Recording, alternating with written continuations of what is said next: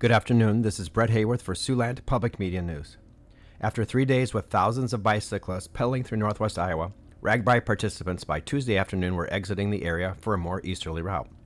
The Register's Great Annual Bike Ride, or RAGBRAI, began Sunday in Orange City, and the next overnight stops were in Milford and Esterville.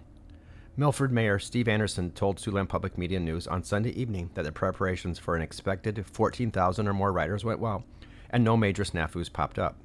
This was the 52nd year for RAGBRAI, on the way from Milford to Esterville for a route of almost 50 miles. For the first time ever, there were some miles included for far southern Minnesota. Crystal Beeson Folsom of Sioux City rode for a fifth year ever on Monday. It was on a flat course that was made less easy due to humid weather. She said she was inspired by the enthusiasm of Minnesota people in welcoming the riders to their state. The riders left Esterville on Tuesday morning for Forest City and will finish the 406-mile course Saturday at Gutenberg. Additionally, Woodbury County officials are looking at changing the county zoning code to permit nuclear power. One of the three public hearings will take place at the Woodbury County Courthouse in Sioux City on late Tuesday afternoon. Woodbury County Supervisor Mark Nelson says for the county to grow, more power is needed, and that could include a small water nuclear reactor. Nelson said there isn't a specific project in the works, and if one were to happen, it would take a minimum of 10 years to land.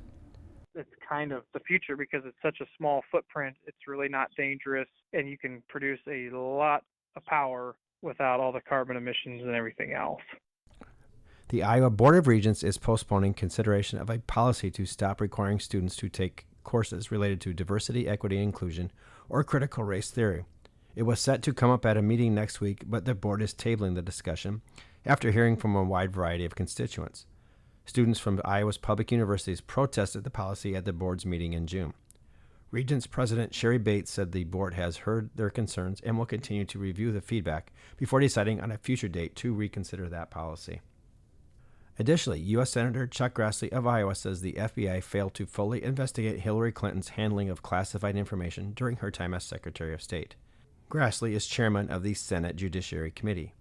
Earlier this month, he called on Attorney General Pam Bondi to declassify documents relating to the Bureau's investigation into Clinton's use of a private email server. On Tuesday, he said investigating misuse of power will ensure transparency in government. Grassley said the purpose of such an investigation is to, quote, let people know what the government has done through political weaponization of various branches of government, in this case, the DOJ and FBI, and make sure it doesn't happen again, unquote. Clinton's emails were the subject of a years-long FBI investigation. In 2018, the Department of Justice's Office of Inspector General released a report finding no evidence of political bias in the decision not to prosecute her. On a call with reporters, Grassley was asked if he supports prosecuting Clinton or former FBI Director James Comey.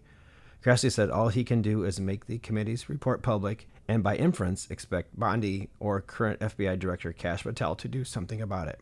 Now, more news from Alejandra Perez.